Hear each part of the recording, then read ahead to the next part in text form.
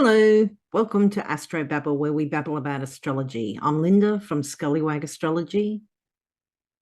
And I'm Donna from Donna B Astrology. And today we're talking about the lunar eclipse, which is also a full moon of the 5th of May. So we'll bring up the chart, and I believe, Donna, you'll have a moon mansion to tell us all about. I do have the Moon Mansion. I'm using the book from Christopher Warnock on Mansions of the Moon, and it is the 18th mansion. It is the heart of the Scorpion. The indicator star is Antares. That's a prominent star in the sky. It is the flavor of Mars and Jupiter, which is it already screams action to me. And it's he who seizes poison and medicines. It's also the angel of death. Great. And yeah, it's a time where you could easily get an upset stomach, so watch your diet during this fortnight. It's also good for building strong buildings, freeing captives from incarceration as well. So Interesting. it is Yeah. an interesting mansion. Yeah, Jupiter expansion and Mars aggression, action. And it also says protection against inimical forces. Ah. And So, I've heard that word, but I'm not exactly sure what it means. I don't know either. Let's find I out. can always Google it.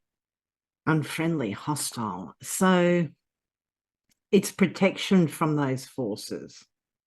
From things that want to do you harm. So Well, that be sounds sure pretty to positive. have your protection stones. Huh?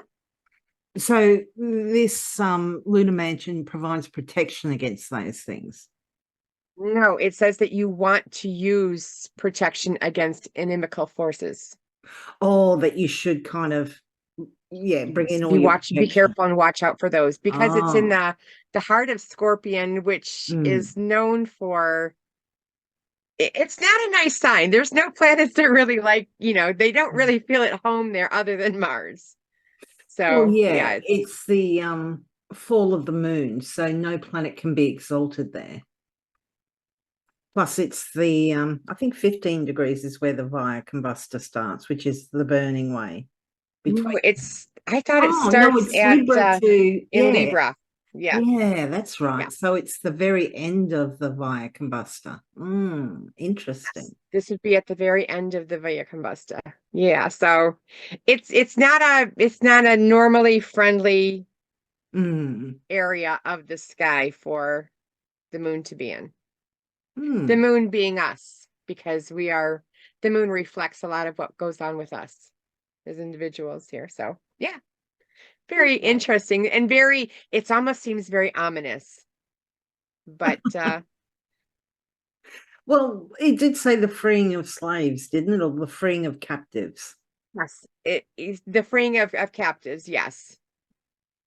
Hmm. So and maybe on the light note, we have some individuals that are being held against their will in other countries. Maybe they'll get maybe they'll get released, which Hmm. would be nice. Yeah. Pretty dynamic though with Mars and Jupiter. Also, looking at the chart of this lunar eclipse, we have Uranus 4 degrees away from opposing this lunar eclipse. So that's interesting. Throw in the unexpected element. Also, Mercury retrograde 6 degrees from opposing this lunar eclipse, just to confuse matters. So it should be in a very bumpy ride, I think. Yeah, it's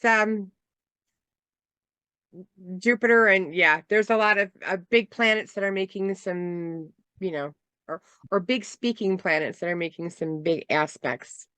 Mm, mm. Yeah, Mars, the ruler of this lunar eclipse, is in Cancer, a sign where it's in fall. So it's not particularly strong, but it is trine by sign, this lunar eclipse. So it should be able to give some assistance. So maybe we're Mercury is still to react quickly to what's necessary. At least we should be quick on our feet, hopefully. Mercury's still in retrograde during this as well. So lots of different energies. Yeah, and neither of the benefics, Jupiter and Venus, are both An aversion. They're right. They're too inversion. close by house.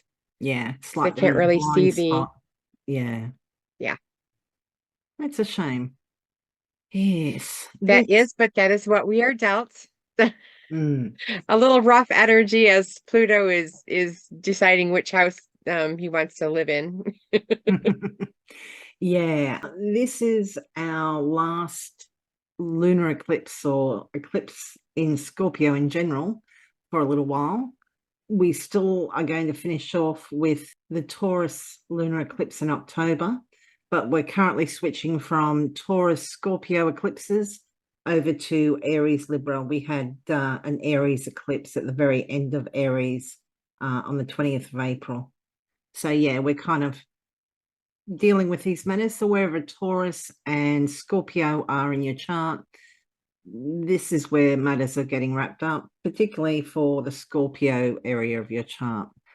Lunar eclipses do tend to be about endings. Sometimes it's said that they can eclipse things or people out of your life. So depending where it is in your chart, and we'll go through that in a second, you might have, events coming up regarding those matters. More likely to happen, though, if you have planets or chart points at around about 14 degrees of the fixed sign. So that's Taurus, Scorpio, Leo, and Aquarius. And the moon is with the south node. So the lunar eclipse is more of things that you feel as far as opposed to the external forces that are out there. So this might be something that is taken from you, something that is more of internal type of loss than an external energy. Yeah. South node. The moon is the moon kind of judges how we feel. The moon is very much in touch with, how we feel, and our emotions rest a lot with the moon as well. Yeah. Eclipses with the south nodes can be a little bit more challenging in general too, I think. If you are a Scorpio ascendant, this lunar eclipse full moon is happening in your first house. The first house is all to do with you. It's your health, your vitality. It's also your appearance. It's, what you wear, what you look like, how people view you, how you dawn on others. So there may be things coming to a culmination or ending or a high point regarding one of these matters. If you do have, particularly if your ascendant's in the middle of Scorpio, this may be more impactful than, for people with, say, early degree or late degree Scorpio ascendants. This is kind of finishing up business to do with you, yourself, your autonomy, and how you relate to others. It's not completely finished. We do have that Taurus eclipse in October, which will strike your 7th house of your closest one-on-one relationships. But, there could be surprises, upsets, just unusual things coming to light to do with these matters. Very cool. I think it's going to be, I think you're going to feel this particular eclipse. I think it's definitely going to be in the air. You'll notice it. And if you are a Libra rising, this is going to happen in your second house. And the second house is everything to do with what supports your life. So it's money, the things you value. You might be getting more money coming into you or helping you sustain whatever it is that you value, because it's in your second house. And if you are a Virgo ascendant, this full moon lunar eclipse is happening in your 3rd house. The third house is our local community. It's siblings, cousins, close family. It's what's familiar to us, as opposed to the ninth, which is what's not familiar to us, foreigners, law, higher education, all that sort of thing. So this is the last Scorpio full moon lunar eclipse for a while. So there may be matters to do with siblings, your local area, transportation, short courses, your kind of everyday routines. There may be some sudden shift. Things may come to light. For others, it may be just endings or high points or culminations to do with these matters. But there may be matters to do with that as opposed to higher education, foreigners, esoteric subjects, what you know versus what you don't know, those sorts of topics and matters, which possibly over the last 18 months, 2 years, have been kind of cropping up, occasionally over the last few years. That's kind of shifting now, and that will be moving more into finances, yours versus others, over the next 2 years. And if you are a Leo rising, this eclipse is going to be happening in your fourth house, and that is the house of your lineage, the house of your home. It could also be your parents' house. It could be something to do with even your parents. The things might be coming to fruition. It is a full moon, even though it is eclipsed. That kind of takes away the full moon, coming together. But this is one of the last eclipses that are going to be on this axis in this house for you, if you are a Leo rising in the 4th and the 10th house, because it's exactly opposite whenever there's an eclipse. So this will be happening in the 4th and the 10th house for you. So it's where things will be finishing up. It's been a series of eclipses in these two houses for you for the last year and a half, 18 months. And it's just finishing up. So whatever it's been trying to work on for you over the last 18 months, you might figure out what exactly that is, which would be nice. I'm thinking Nice. if you're a Leo rising. And if you are a Cancer ascendant, this full moon lunar eclipse is happening in your 5th house. The 5th house is a fun house. It covers topics such as creativity, children, fun, what you do for fun, what you do for enjoyment. That's romance, socializing, could be hobbies, sport, all those sorts of things. And for some, there may be high points, endings, or culminations to do with these topics. Maybe you've, reached a goal there or something. For others, particularly if you do have planets round about 14 degrees of Scorpio, there may be sudden kind of U-turns, sudden shifts. Things come to light that you might not have been aware of. There might be surprises. This could be, for example, a child is moving away maybe earlier than you expected. Maybe they've been offered something like a job or something, and that's the end of them being with you in your house at this time. And that's one example. Yeah, it could be lots of different topics. It could be to do with artwork, creativity, whether that's writing, music, whatever. Sudden surprising events. And I mean, we do have that Uranus opposite in the 11th house, opposing this full moon. So yeah, kind of adds a little bit more that surprising element to matters. It's also with that Mercury really close to opposing this full moon as well. It's possible that initially you might hear something and it doesn't seem quite right, or it's just surprising. But yeah, it just, there's a lot of potential for mix-ups here. Surprising, shocking. Yeah, just not bad necessarily, but there's a lot coming at us at this time, I believe. This is also With no benefits with the with the benefics. Mm. Still cannot see the, Yeah. This is could be sudden, shocking, surprising.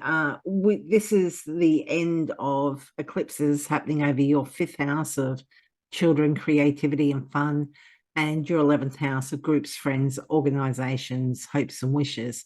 So big events have been happening over those 2 houses for the last 18 months, 2 years. Now they're going to be focusing more over the next 2 years on home versus career or public reputation. And if you are a Gemini rising, this full moon or eclipse is going to happen in your 6th house. And because it's the 6th house with Uranus, I would, if anything suddenly comes up with your health, get it checked out. This might be coming to fruition with health matters. It's also coming to fruition with your pets. Or it could be if you are in service of others, this could be in fruition of that. So it does have, with the South Node in the same house, it could have a taking away quality to it. But with Uranus opposing it, definitely, if you are a Gemini rising, keeping your head to, if something comes up medically, get it checked out. It's probably a good thing to not let things slide. Yeah. Because things could be surprising with Uranus in the air. Yeah, certainly. And the benefits aren't there to help that moon. So that's why I'm probably good to check that out. Yeah. It is shifting out of that house for you. So it will be shifting out. So this should be the end of it. Yeah. The energy should be shifting out of those. The axis of the eclipses are no longer going to be on the 6th, 12th house. If you're a Gemini rising, they're going to move to your 1st and 7th house. Yeah. No, the other way. Yeah, 5th and 11th. Yeah, they go backwards. Yeah. We still do have that lunar eclipse in Taurus to finish up in October, but yeah, they're starting to move into Aries, Libra. And if you are a Taurus ascendant, this full moon lunar eclipse is happening in your 7th house, which concerns your closest one-on-one relationships. That includes romantic relationships, but also business relationships and very close friendships. So there may be some surprising things come to light regarding these matters, particularly if you do have natal planets around about 14 degrees of Scorpio. Yeah, could be rather surprising. This is the last Scorpio eclipse for a while. We still have a Taurus eclipse in October, which will be over your 1st house. So over the last couple of years, the big events, the big surprising things will have likely have been regarding you, yourself, your autonomy versus you in relationship with others. That is starting to slide away, and it's going to be focused more on things like health matters, your working relationship with others, and also the 12th house, which is addictions, our undoing, places of confinement such as hospitals, prisons, retreats, rest. So yeah, those are challenging houses. So it doesn't mean that it will be challenging for the whole 2 years, but just a good idea to keep an eye on health matters over the next couple of years, in particular as the eclipses come over those houses. Very interesting. And if you are an Aries rising, this eclipse is going to be happening in your 8th house. And the 8th house is representative of other people's money, other people's finances. It could also be your significant other's finances. This could be trusts, it could be wills, it could also have to do with inheritances and stuff like that as well. The things that are deep too could also be hidden. This eclipse could fall on the house. This is the house of the hidden things. So those things might be coming to fruition or being able to find out what they are, because they'll be more visible for you to figure out what this is going to mean for you. And if you are a Pisces ascendant, this full moon lunar eclipse is happening in your ninth house. The ninth house concerns matters such as higher education, foreigners, the law, publishing. It's also esoteric subjects such as astrology or tarot. So there may be sudden, surprising, perhaps even shocking things that come to light at this time. It's possible that something or someone is eclipsed out of your life at this time. Maybe somebody from another country that you've been, in communications with. Maybe that goes by the wayside. Maybe it's, you are almost through doing your studies for some course and you're like, nope, done with that. For whatever reason, sometimes these things just slip away from us. This is the last of the Scorpio eclipses for a while. So you may be finishing up matters to do with those topics. So that's law, publishing, esoteric subjects, foreigners, beliefs, religions, and higher education. We will have one last Taurus eclipse in October, which will be happening over your third house, which is siblings, your local neighborhood, communications, transport, just around everything that's kind of like in your local neighborhood. Yeah, things that are close to you, things that are well known. So over the last 18 months, 2 years, there's been the big events have likely been happening regarding those third house matters, which is Taurus, those things that are known, close, familiar, versus those things that are far away, foreign, need to be discovered or learnt. And it's going to be going instead over the next couple of years into your Aries Libra houses, which is all to do with finances, your finances versus shared finances. So there may be endings, completions, maybe, as I said in the example before, maybe this isn't the time that you would be graduating if you actually finished up your course, but maybe you've decided this is the time to stop for whatever reason, or maybe you've been living overseas and decide to, you need to move again or whatever. But matters to do with those topics are likely to be significant, particularly if you have natal planets around about 14 degrees. Otherwise, it might be just a general full moon signification of high points, endings, or culminations to do with those sorts of topics. Very nice. And if you are an Aquarius rising, this eclipse and full moon will be happening in your house of career, or the house of what you're known for, with the Uranus directly opposing it, or kind of opposing it in the mix of this full moon. Things could be surprising and shocking in around your career in your place of work. So keep that in mind.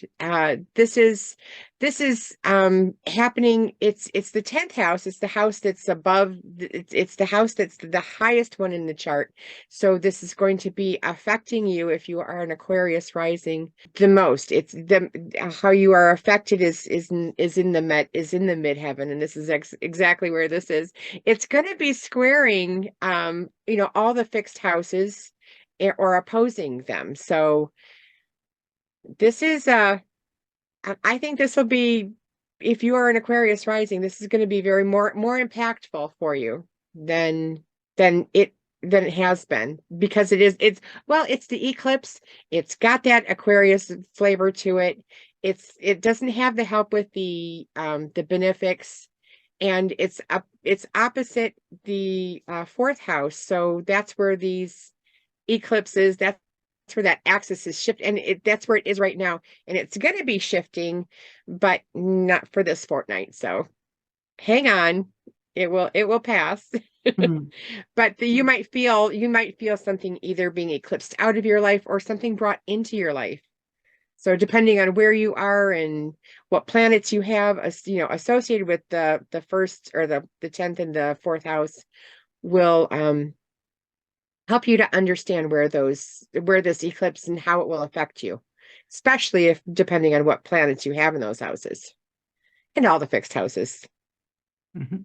And if you are a Capricorn ascendant, this full moon lunar eclipse is happening in your 11th house. The 11th house is associated with groups, friends, allies. It is also our hopes and dreams. So there may be a high point, a culmination, or an ending to do with these matters. If you don't have planets around about the middle, which is say 13 to 16 of the fixed signs, which is Scorpio, Taurus, Leo, and Aquarius, this may not be so impactful. It may be just, you've been working on something with a group and it comes to completion at this time, or it could be that a friend is moving away, so you won't see them as often. That could also be applicable in the case of the lunar eclipse, even if you do have planets that are very close to 14 degrees of Scorpio, which is the eclipse degree. It could be there's a falling out with a friend, or, because sometimes the lunar eclipses do eclipse people out. Maybe something comes to light regarding you, them, or something else, and the friendship ends. Hopefully not. It may be something to do with groups. It could also be those that assist you in some way. Likely to be a little bit shocking and surprising with that Uranus opposite this full moon. With Mercury retrograde also close to opposing this full moon, it's possible that somebody gets just the wrong end of the stick. You think you've learned something, you think you've heard something, you've been given faulty information perhaps, or, there's some misunderstanding. So, this is a full moon ruled by Mars. Mars is in an emotional sign in its fall. It's not in a very strong position. It's very easy to jump the gun. So particularly regarding friends, I would be a little bit extra cautious with that. This is the last Scorpio eclipse in your 11th house of groups, friends, and organizations for quite a while. You may be finishing up matters that started with that. There will be a lunar eclipse in Taurus in your 5th house of fun, children, creativity, hobbies, romance, socializing in October. So that will be the last Taurus eclipse for a while. So the big events, the surprising new people coming into and out of your life have been happening over those 2 houses. It is going to start switching over to more career and home and family over the next couple of years. So just, you may find that matters regarding these things are being tied up or wrapped up in some manner. And if you are a Sagittarius rising, this is going to be happening in your 12th house. This is the house of undoing. And this is also the house of large pets, like the pets that you can't carry, like horses, cows, maybe a goat. But because it's in the 12th house, it's the eclipse in it. It's the house of undoing. It's with the south node in there, which is the node it resembles, taking away. So this eclipse could be maybe getting things that undo you out of your life, which would be nice. If you are a Sagittarius rising, this is on the axis of the 12th and the 6th house. So the house that you would want to pay attention if something is going wrong, because especially with that Uranus right across the way from you, right now in your 6th house, you definitely want to pay attention to things that come up medically for you. If something happens, get it checked out. Make sure it's better to be safe than sorry than, in my opinion. And this is one of the last times it's in this house of undoing for you. So it'll be moving to the 5th and the 11th.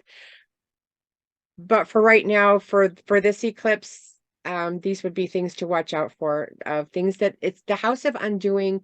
It's also the house of secret enemies and the hidden things that undo you.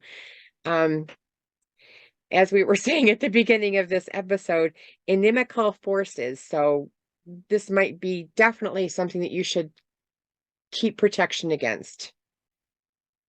And you can, if you're looking for protection, I did an episode, or we did a thing on black tourmaline, which would be one of those stones. So look up on my website, on my article on black tourmaline. That's my go-to protection stone. I always have it. Very good. So. Oh, and speaking of crystals, do you have a crystal for this eclipse? I do. Well, because it's Taurus, and I don't know why it has nothing to do with Taurus. It really has nothing to do with Taurus. Okay, so this is citrine. This is a good stone for amping up that energy. If you want to amp up that energy, because it's a full moon, you want to be finishing up anything that you've started. This is it in its natural form, and I absolutely love it. You can see the facets that as it grows to points. So, and these flat spots are called facets, and that's what you want. That's what you want to see in a rough stone. You want to see the facets and where they are, how they're shaped, what's in them, if there's any inclusions in it. This is called citrine, and it comes in jewelry. It comes, I have a really big one. This is a really big one. It's massive. and this has, which is nice, these black things in here are pieces of black tourmaline that's included in there. Nice. So that's what makes it a little bit protective. So, and it can come in the darker stones. It can come in very, very, very, very light, very pale yellow. It's like really pale yellow. So that is citrine, and I will have an article. I've already done the picture for it, and I think that's what's holding me up, is like getting it all, getting number one, all of the different kinds of citrine, because there's a darker citrine, and it can from depending on where it's at. I think the African citrine is a little bit darker. The Brazilian citrine is much more lighter. That would be this or this. I think that's a really, really light. Mm-hmm. So I think that's more from Brazil, but it comes from, it is, it's a silicon dioxide. It comes from, let's see, lots of places: Brazil, Africa, Madagascar, Spain, Russia, France, Scotland, and the United States. It has the most hardness of 7. It makes it a great stone. It's in the quartz crystal family, so that's why it has those facets that it does. It works on the 3rd chakra for, I use it mainly for manifestation, but it also works for protection. It is a good ally as well for the 3rd eye. If you want to bring that creativity juice from that sacral, which is your a lower chakra, to your 3rd eye and make it fruition, that's where the citrine can be very helpful. Is manifesting, connecting that 3rd eye to the lower creative chakras that you have. It kind of wakes them up and gets them to working together, which is a great reason to use citrine. Very nice. So I will do an article with it. Mm-hmm. And let's have a look at the rest of the aspects. First off, we've got one that we missed on the last one. This happens just before the lunar eclipse. This is Venus sextile Jupiter. And this is kind of fun. This is a benefics. And what's really interesting is this is like what we've been saying this whole episode, is that the benefics can't see this full moon, this eclipse. but they get together beforehand. So yeah, Venus sextile Jupiter. I know you really like this for health and vitality. I do. I do. I like it whenever the benefics are poking out and plucking at the different planets and our celestial skies. It's a good flavor. It's good things. These are both, good bringing planets typically. Yeah, so I do like this is a good time to address your health. Yeah, this is a good time. This is socializing. This is generous. It's optimistic. It's enthusiastic. It's a sextile, so hopefully they don't go too overboard. I think this is just I'm just thinking, yeah, socializing, eating well, a few drinks, friends, music. It's just nice. Yeah, could very easily tip over into a little bit of overindulgence, but not the huge hangover the next day, hopefully. Hopefully not. So then the next aspect is Venus enters Cancer. And this is a sign that she likes, she has affinity with. Yeah, it's a good time. Anytime a planet moves a sign, I would say to journal. If you have planets in your sign of Cancer, this is going to impact all of those. So yeah, I think that it's in the same house as Mars is currently. Mars is debilitated. That's why Venus is feeling much better. So she's much stronger in this house than Mars was, which is a nice thing. Yeah, Venus in Cancer, wherever Venus is in your chart, does tend to bring some nice things sometimes. So you may be a little bit extra lucky or have more harmonious relationships with people or topics associated with the house that Cancer is in your chart. Cancer does tend to be associated with home, family. It's just cozy. It's a cozy sign. It's a water sign, so it is a little bit emotional. Cardinal, so it's initiating. It's not frightened to reach out and give you a hug. This is nice. It's a Venus with more feelings. Yes. We've had Venus in flirty Gemini. Now it's a little bit more, let's stay home and cuddle sort of thing. Mind you, we do have that Mars in there too, so that will be interesting. And then the next aspect we have will be the Sun is conjunct Uranus. And this is energy that definitely it screams shocking. It screams something is going to happen that will be either very shocking, it could be independent, it could be a desire for you to get independence. If you are in a relationship that's constricting, this might be energy to help you break away, if that's what you're looking for. Yeah, I think this is, the sun moves pretty quickly. It's our vitality, intelligence. Could be, just feeling lots of great ideas, quite innovative, open to the unusual, the different, the exciting. Maybe you're just willing to shake things up a little bit more on this day, take a different route to work, have something that you would usually have for dinner, perhaps. Just changing things up, change and difference doesn't have to be too shocking. It is a conjunction, so there's a blending of energies. Some people don't like change, so they may find this a little bit more difficult than others.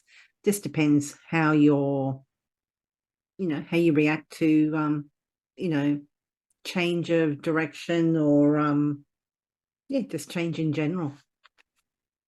Right. Even if you're the one who initiates the changes, you might find them still unsettling. Even if you're the one who wants the changes. Reminds me a bit of like when you dye your hair a different color. And then it's just like, oh, I don't know about that. Or how is that as you walk by a mirror? Sometimes it's fine, but it's not what you expected, or you think you're expecting it, but it's a shock because it's what you're not used to. So, there may be that initial kind of like, oh, what did I do?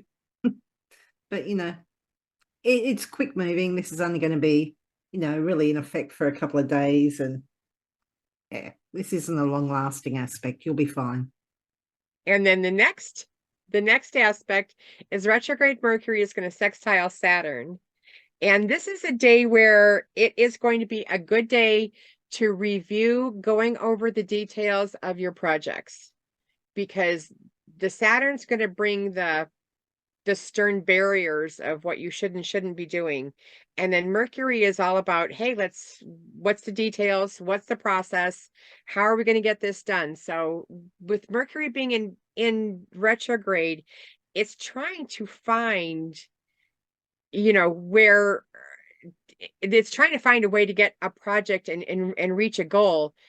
And I think it's having a little bit of issue. Whatever's going on in your life, I think it's having a little bit of issue because it's going to revisit this very, very soon before 2 weeks even happen. So we're going to be revisiting this same aspect and same energy again, but I think the next time is going to be a little better.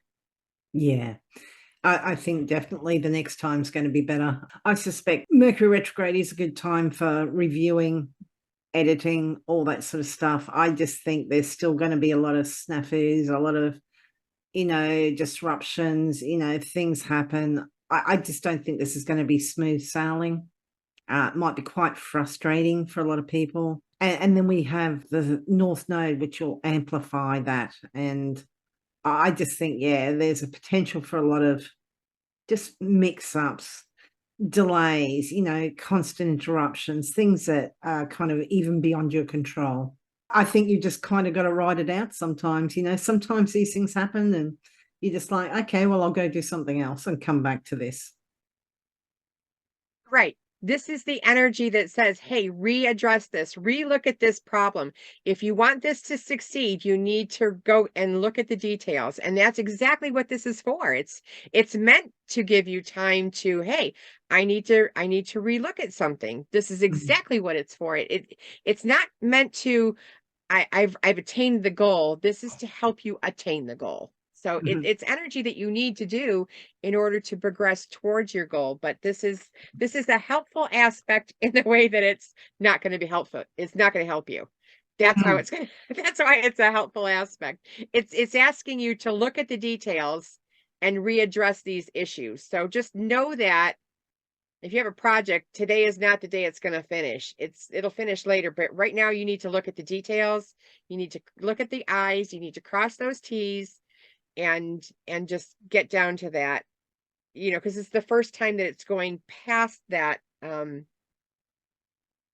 aspect. So when it comes back around it, that's when you'll see more of what you've been working towards. But right now it's all about the looking at the details, stop a minute, dot your I's, that kind of thing. So, and then the next aspect is going to be Mercury sextiles Venus, which is nice. It's pretty fast attraction towards conversations with others. Yeah. I think again, it's very easy to get the wrong end of the stick. Somebody might be flirting with you, or you think they're flirting with you and they're just being friendly. Really easy to misread cues at this time. Then again, it could be just, you've made plans with friends to catch up. There's your Venus, you're, catching up, harmonizing and all that. And, the car breaks down, or, you got the time wrong, or nothing major, nothing huge, nothing bad. But yeah, would be a great time if you're like a songwriter to go back and review lyrics perhaps, or music itself. But yeah, this is just little bumps in the road. You just got the wrong end of the stick, or there's snafus or whatever. To be forewarned, then get caught by surprise. And then the next aspect is going to be Venus trine Saturn. And this is indicative of stable relationships. This is, that guy that was flirting with you the other day might, if the relationship does develop, chances are it'll be a stable relationship. Any relationships that start under a Venus trine Saturn, they speak of that stable foundation, that good foundation that you're looking for, that stable that Saturn brings. Yeah. Yeah. Venus trine Saturn, it's a nice aspect. It's not a wild fling. It's, it's nice, it's comfortable, it's secure, it's stable. It's nice, yeah. And it does bring that stability and usually some commitment, so it's nice. As you have mentioned before, it's the bedroom slipper as Yeah, opposed to the it, stiletto. it's not the stiletto, it's the bedroom slipper. But, bedroom slippers are nice sometimes. They're comfortable Mm-hmm. and they feel good. They do. Can't knock them for sure. And then the next one is Mercury stations direct. And it'll be good. Everybody needs a Mercury retrograde, but it helps you move on forward because you have to readdress certain things, but it's nice to be able to work towards your goals. So that's why I like a Mercury stationing direct. It will be a more impactful Mercury, whatever. If Mercury is hitting planets or pinging planets in your chart specifically, and this Mercury retrograde's really been hard on you, this is going to let you know exactly where it is and what should be done. This is when you're going to feel it. So make some mental notes of what's going on around 5 degrees. It's going to station at 5 degrees of Taurus. So this Mercury is in your Taurus house. So if you know where that is, should help with the things that are more tangible, the goals that are more tangible. I think that's what it's trying to get you to look at. Yeah, this is really super interesting because that's where the last of the Taurus eclipse is going to be too, at 5 degrees of Taurus. So, so if you do have 5 degrees of Taurus, if you've got a planet there, yeah, really start paying attention, I'd say. Interesting. I think this is where Jupiter is going to be retrograding as well over these degrees. So you have Mercury retrograding there. You're going to have Jupiter retrograding in that area. Yeah.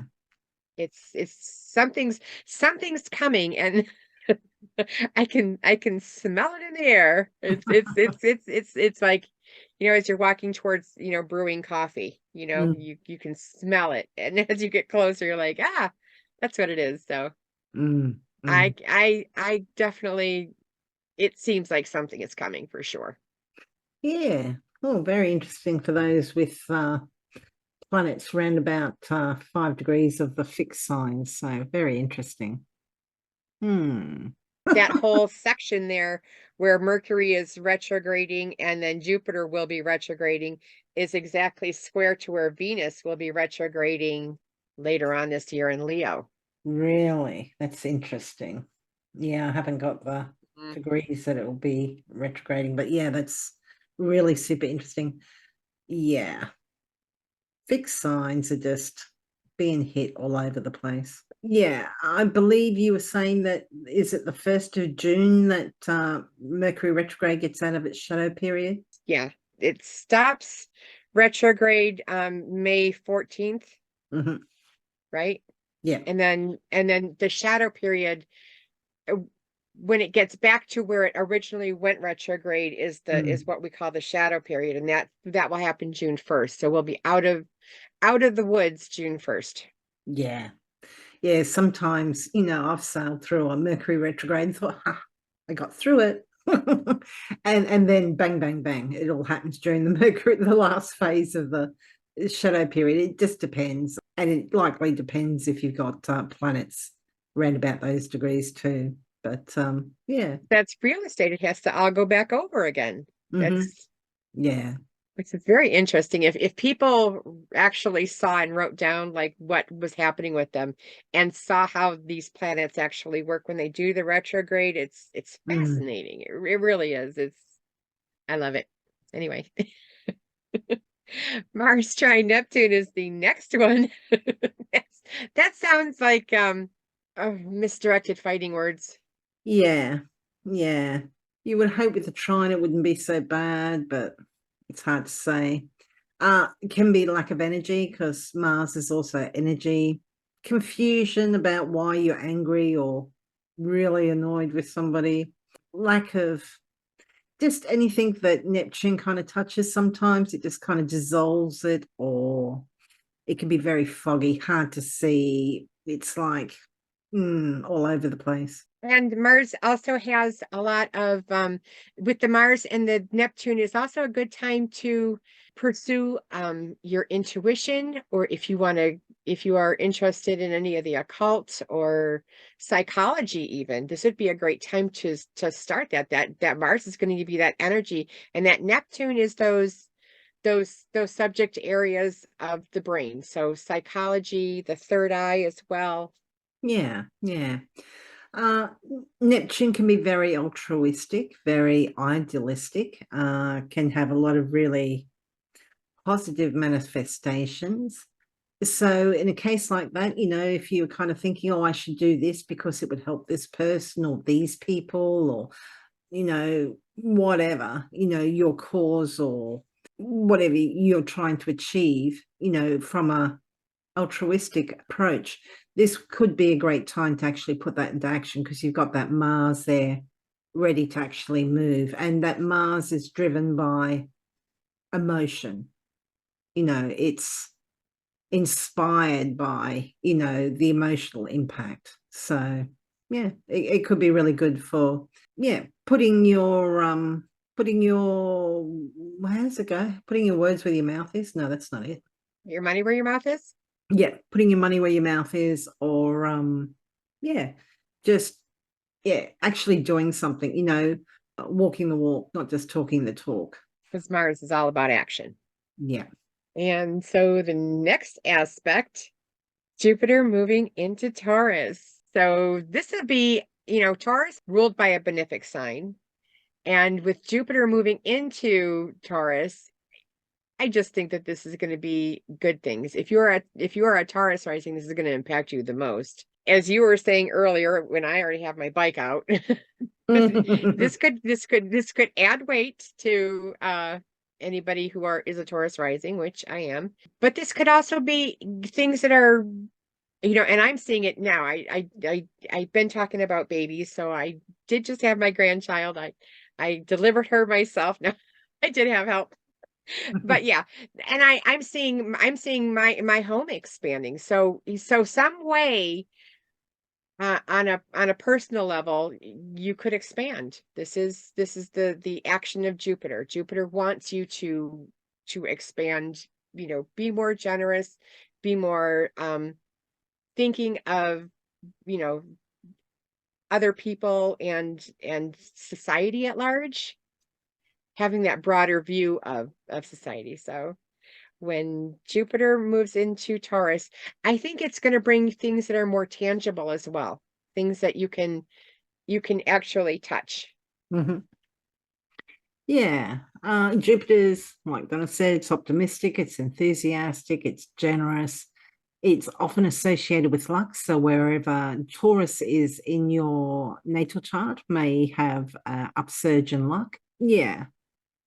Depending what planets you've got in different places. Obviously, these are very general horoscopes. For example, like I've got my Mars directly opposite at 0 degrees Scorpio. So that might be challenging. That might be kind of cranky, Lynda, for a while, because that Jupiter will be expanding that Mars, which is anger and aggression amongst other things, or I could be just more active at that time. Yeah, Jupiter, look, usually a really good thing. It's going to be there until about May next year.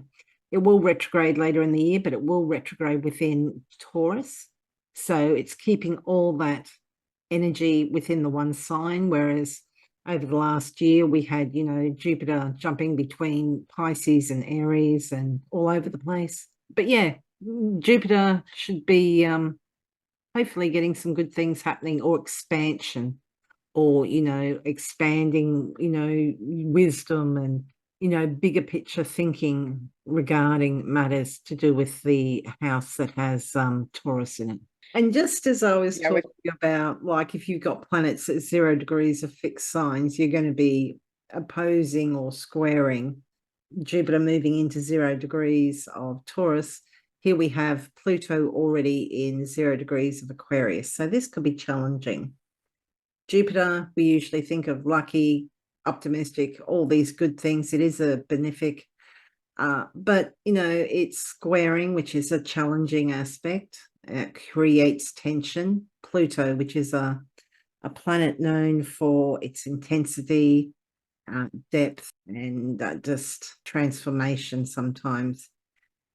This could be biting off more than you can chew. This could be big changes, particularly in the house that has Taurus in it, coming from the house that has Aquarius in it. So you would have to look at your individual chart to know what's happening there.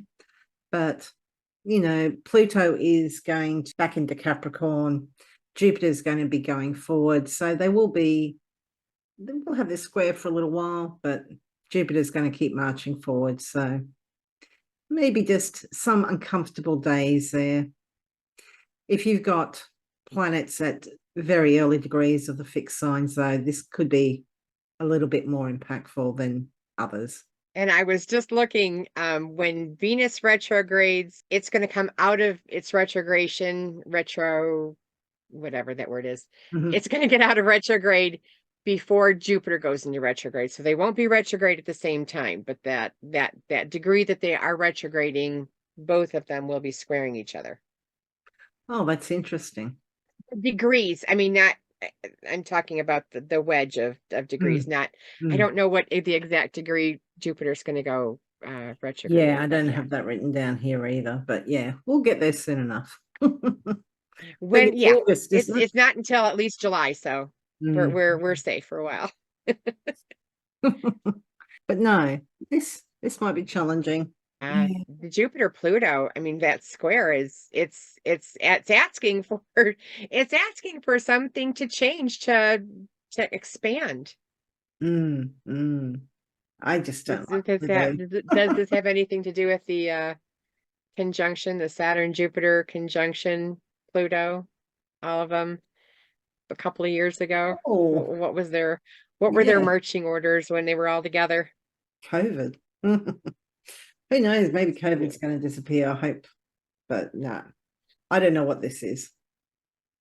I think this is more individual level. Should be interesting to watch. I know there's lots of things that just these aspects on what exactly it's going to do, and make sure I journal and catch the hopefully essences or energies of what it's trying to change. Would be nice to get a hold of that. Part of me saying hibernate, the other part saying buy a lotto ticket. Jupiter Pluto, big money. Yes, I agree. I agree. A good day to buy a lotto ticket, and maybe. And then hibernate. Right, especially with that North Node right there. Next to Jupiter. Yeah, but then, oh well, at least Mercury's direct now, so that's something. So then we have the Sun sextile Neptune. Yeah. Very nice. This screams get your intuition out, because it's wanting to be heard. Yeah. I think this is it could be idealistic thinking, very compassionate, a little bit dreamy. Yeah, this is nice, not in a disruptive way like the daydreaming and that, but maybe, this is taking some time out and, maybe thinking of others, but even if you're, not that noble, just chilling a little bit. It might help you with or inspire you for art projects or any other kind of, thought that you have to be creative with. This very well might be that spark that you needed. Yeah, actually creative pursuits would be a good use of this too. Yeah. So not all bad this fortnight. You may feel a little bit less, like we're talking about Mars I think it was a square from Mars to Neptune and how that could deplete energy. This might be also kind of a little bit of sapping of the energy, but not in the way that you feel drained, but just kind of like, you know what, I'm just going to sit here and just relax and stare out the window and look at whatever and watch that sunset. And yeah. A sunset day. That looks like a good thing to do. Mm-hmm. And then, as I was alluding to earlier, Mercury sextile Saturn. And this is the day because Mercury has gone direct. So now it's coming back over Saturn. Well, it's meeting Saturn by sextile again by degree, saying, okay, what were those details that we were, that were not working back just a couple of days ago? Because this is the time to, implement any changes that might be needed. Yeah. Of all those details that we needed to fix. That's what that Mercury was meant to do, is to help you fix any goals that you had that might need a little tweaking. And this is when you're going to see the results of those tweaks. Yeah. Or the beginning to see the results of those tweaks, or implementing the results of those tweaks. Yeah. So yeah, it's very cool. Definitely a day to look forward to. Yeah, definitely. It could be a project or something you've been working on is wrapped up at this time, and hopefully all the kinks have been discovered during the Mercury retrograde period, been addressed, fixed up, and hopefully you can move forward. Good time for solid, rational, down-to-earth thinking. I'm just looking at that Pluto, Mars, Jupiter T-square. I'm just like, oh my God. And that's going to be our next new moon, isn't it? Yeah, great. Yeah, that's the energy of the new moon. Yeah. New moon in Taurus. God. How you really feel, Lynda? Well, my Mars forms the other arm of that T-square. So, yeah. I'm going to hibernate. It'll definitely be a day to journal for sure for you and anybody else who has the yeah. They say with a T-square, you look at the other arm, the missing arm, for its way to express its way out. Mine is Mars, so I might be screaming and throwing things about. Well, you have a couple of weeks to figure out how you're going to dispel that energy in a positive light. Because we all have free will. We do. Yeah, so the new moon is going to be at 28 degrees of Taurus, very late degrees. So late degrees of the fixed signs.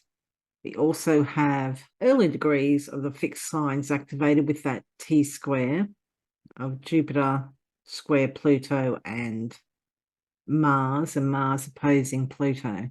Like, what are you going to do? So how would you use that energy best? What do you think? What's the positive spin on that? Expansion of intense energy. Find a direction for it, which would possibly be through the house that has Scorpio in it. There you go. There you go. Forewarning is helpful if you know what you need. So the Scorpio things would be the hidden things. They would also be what else? I know exactly what you're thinking. Yeah, it's that Mars is gonna fuel that that energy that you're gonna need for that transformation. That big transformation that you got going on. So, and it's good that Mars is there because Mars is you're a night chart, so Mars is one of your benefic planet. Well, not a benefic planet, but it's more helpful. Malefic, yeah. Yeah, it gives you the drive. So you'll have that energy to manifest that drive. So do something transformative. I don't like this happening over my money houses. But yeah, there you go. But at least Jupiter's in my fun house. There's that. There you go. There you go. So, Yeah, Mars will be very close. How fast is Mars moving? Mars is, oh my God, Mars is finally, it looks like, not out of bounds. Venus is out of bounds now. oh, But yeah. Mars is finally out of bounds. And it will be moving from Cancer into Leo, where it doesn't have any special dignity, but at least it's not in the fall. So Mars will gain a little bit of strength simply because it's not in fall anymore. So actually, let's move it forward a day. When it goes into Leo, it'll still be peregrine, but at least it won't be negative. Very good. Yeah. So it'll have some tools to work with. Yeah, yeah. Yeah, because if you know these energies are bad or unsettling or challenging coming towards you, if you have a game plan of how you're going to catch those energies, it could help a little bit, I'm thinking. Yeah, That's my story and I'm sticking to it. yeah. A lot going on in Taurus at this time. We've got Jupiter newly in Taurus. We've got Mercury in Taurus, Uranus, which has been in Taurus for ages. And then we'll have the new moon. And new moon's about new beginnings, setting new intentions. Well, not an eclipse. The last two, the full moon and the prior new moon were eclipses. This isn't an eclipse, so yeah, we can move forward. So have a look, see what's happening, where Taurus is in your chart, and what new intentions you might like to set in that area. Sounds like good advice, Lynda. Well, yes, it's advice. How good or bad it is, we'll see. Anyway, Donna, where can people find you and what services are you offering? I am offering natal readings as well as horary readings, electional, as well as chakra balancing and distance healing. So I'll work with people who and they go from whether it's a physical thing that you're trying to struggle with, whether it's balance or digestive issues or bones, hurting. Not that I can fix them, but this gentle, energetic nudge helps your body to fix itself. That's how this vibrational thing works. So that's how I do those. Very good. And you can get a hold of me on my website, which is at the bottom of the screen, donnabastrology.com, and you can get a hold of me and use my contact information in those pages. And Lynda, what are you doing and how can people get a hold of you? I'm doing natal readings, relationship readings, and year ahead readings. And yeah, I'm at Scallywag Astrology. That's astrology.scallywag.com. I'll put the links to both mine and Donna's websites in the description. So I hope that the eclipses treat everybody kindly. Yeah. Thank you for listening. Thank you for your likes, comments, and shares, and subscribing.